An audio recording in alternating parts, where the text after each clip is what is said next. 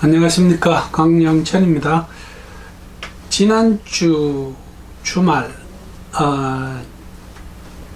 파도 너울리는 게 너무 심해서 강원도까지 가서 다이빙을 못하고 돌아왔습니다. 이번 주에도 지금 포항 쪽에 여전히 바다 사정이 많이 안 좋습니다. 이게 이제 이런 식으로 2주 3주 이렇게 지나가게 되면 다이버는 다이버대로 엄청 질소결핍으로 시달리게 되고, 또한 다이빙 리조트 하시는 분들은 굉장히 어떤 경량의 압박을 받게 됩니다. 얼른 풀려서 다이빙이 적극적으로 진행됐으면 하는 바람이 있습니다. 제가 최근에 멀쩡한 프로필의 다이빙을 하고도 감압병이 올 수 있습니까? 라고 하는 어떤 질문에 대한 답변의 영상을 올린 적이 있습니다. 그 영상에 놀부님이 이런 글을 적어 주셨어요. 올린 내용 중에서 다음 내용에 상당히 강한 의문이 있습니다, 이렇게 말씀하셨습니다.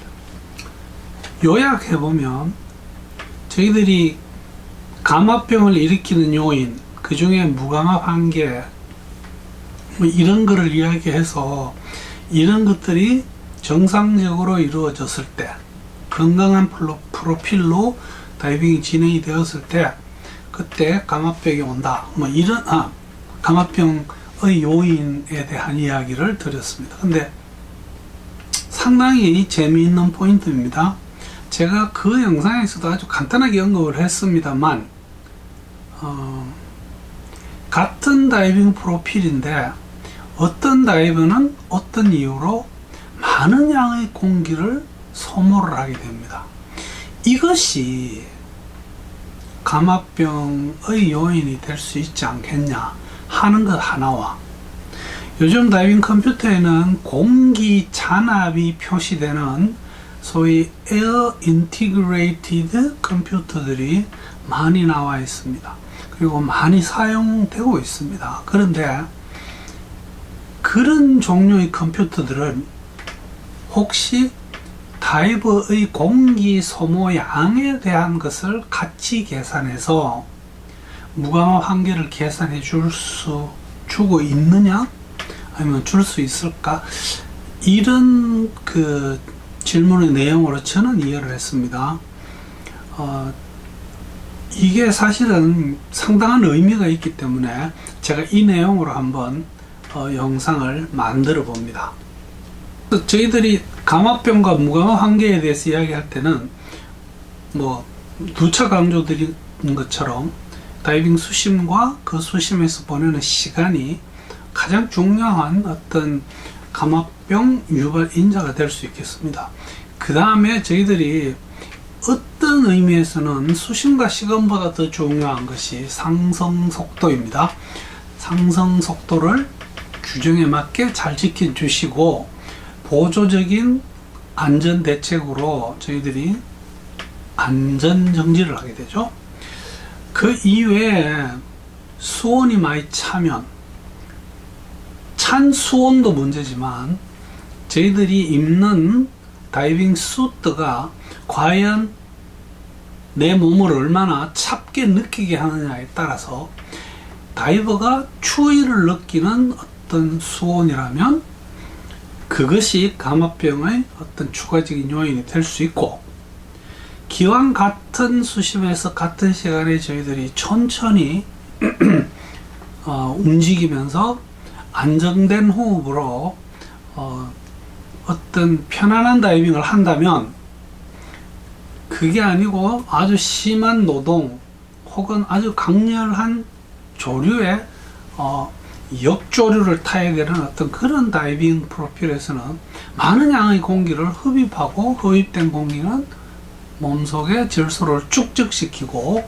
또한 그것이 빠져나가는 이런 일련의 과정에서 분명히 감압병을 일으킬 수 있는 요인이 될 수 있습니다. 그 이외에도 개인적인 건강 상태에 대해서 말씀을 드렸었고요. 그래서 저희들이 지금 특히 공기 잔압이 표시되는 다이빙 컴퓨터에서는 이런 내용을 우리가 어떻게 좀 개선할 여지가 있지 않겠냐 하는 그런 내용을 한번 정리를 한번 해봤습니다. 그래서 수심과 시간은 뭐 다이빙과 연관되는 감압병의 가장 중요한 요인이라는 말씀을 드렸었고요. 상승 속도와 안전 정지 마찬가지입니다. 상승 속도, 최근에 그 발간되는 다이빙 오픈워터 다이브 교본에 보면 저희들이 분당 30피트라고 하는 9m의 개념보다 그냥 10m로 나오는 게 꽤 있습니다. 된 책에도 그렇고요. 제가 최근에 읽었던 SSI의 XR Extended Range Diving, 그 안에도 보면 구간이 10자로 나옵니다. 프로페셔널 스쿠바 스쿨이라고 하는 교육단체가 있습니다. 거기 나오는 교과서에도 오픈워터에서는 분당 10m로 나옵니다.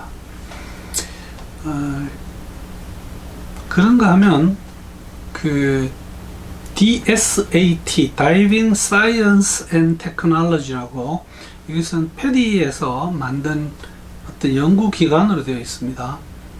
제가 코스 디렉터 교육받으러 갔을 때 이 DSAT 사무실에 가봤는데 문이 잠겨 있고 아무도 거기 사람이 없었습니다. 어쨌든 이분들이 Recreational Dive Plan이라고 하는 RDP라고 하는 그 다이빙 테이블을 만들었습니다.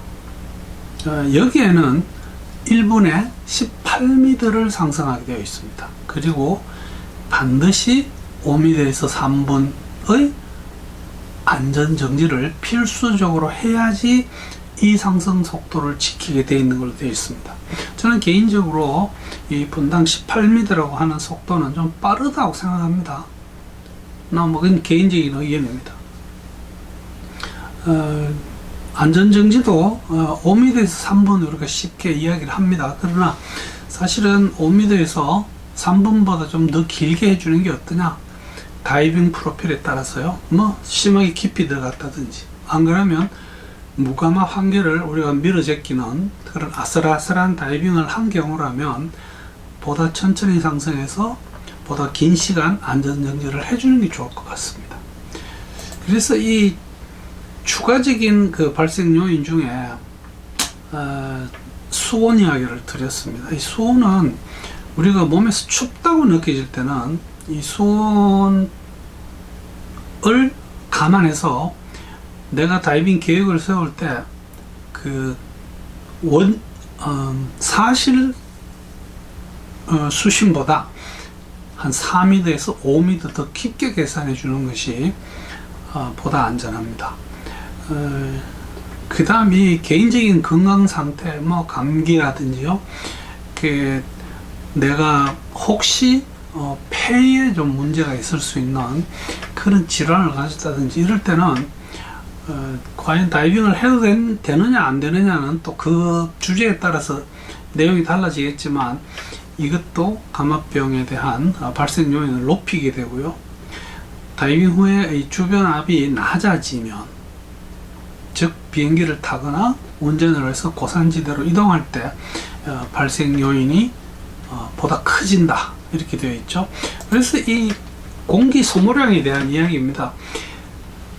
같은 다이빙 프로필에서 내가 공기 소모를 극도로 많이 하게 되면 분명히 이것은 명백한 감압병 발생 요인이 됩니다. 쉽게 말해서 내 몸속에 녹아 들어오는 질소가 그 양이 많아지기 때문에 저희들이 상승할 때 내 몸속에 질소가 많다고 해서 이것이 많이 빠져나가는 게 아닙니다. 같은 많거나 적거나 빠져나갈 때의 속도는 같습니다. 저희들이 그 상승할 때 초과 호흡을 해서 질소를 더 많이 빼줄 수는 없습니다. 그렇기 때문에 이 어떤 다이빙의 내용 중에서 내가 아주 극도의 운동을 해야 된다거나 아주 심한 노동 뭐 이런 것을 해야 되는 다이빙이라면 감압에 대한 계획을 세울 때 감안해서 해야 됩니다. 지금 요즘 나오고 있는 다양한 다이빙 컴퓨터는 그 안에 나침반도 포함되어 있고 공기 잔압도 포함되어 있습니다. 제 생각은 이 공기 잔압이 표시되는 그런 다이빙 컴퓨터라면 다이버 개인이 다이빙 처음부터 끝까지 모든 잔압을 계산하고 모든 평균 수심과 시간을 계산해서 저희들이 소위 말하는 Surface Consumption Rate SCR 혹은 SAC라고 하는 이 수면 공기 소모율에 대한 계산을 해줄 수 있는 그런 내용이 들어가면 좋지 않을까요? 그것도 처음부터 끝까지 다 계산하는 방법도 있을 거고, 내가 버튼 한번 누르고 5분이나 10분 후에 내가 그 버튼을 눌렀을 때 공기 소모가 얼마가 되었다는 것을 표시를 해주면 자동적으로 내 수면 공기 소모율이 계산이 되겠습니다. 그것을 획득만 할 게 아니고 그 자체를 컴퓨터 안에 또한 입력을 할 수 있다면 저희들이 다이빙을 하면서 그 사용하는 공기 양에 따라서 무감압 한계 혹은 감압병 발생 요인을 더 추가적으로 계산할 수 있는 그런 알고리즘이 다이빙 컴퓨터에 들어가면 어떨까? 여러분 혹시 어떻게 생각하세요?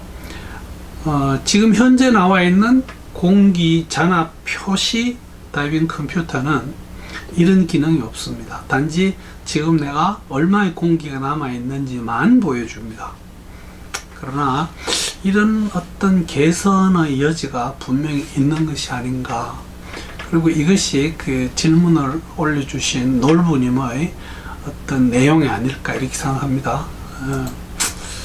그래서 오늘은 그 감압병과 무감압 한계에서 공기 소모량과 감압병의 관계, 그 다음 이것을 감안해서 어떻게 하면 이 다이빙 컴퓨터를 기왕 공기 잔압을 표시하는 컴퓨터라면 그것으로 우리가 수면 호흡양 혹은 감압병의 어떤 무감압 한계에 대한 계획과 계산을 보다 좋게 할 수 있지 않을까 하는 제안을 하는 것으로 이 영상을 준비했습니다.